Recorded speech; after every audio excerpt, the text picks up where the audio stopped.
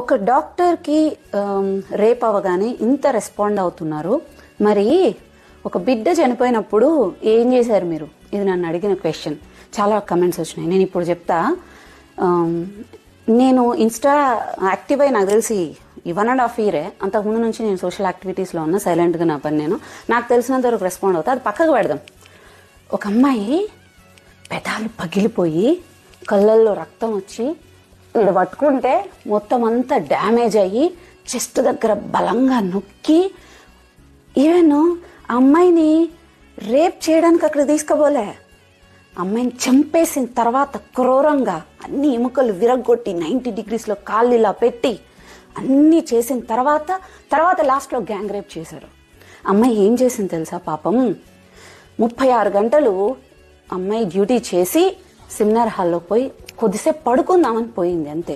మీకు తెలిసిన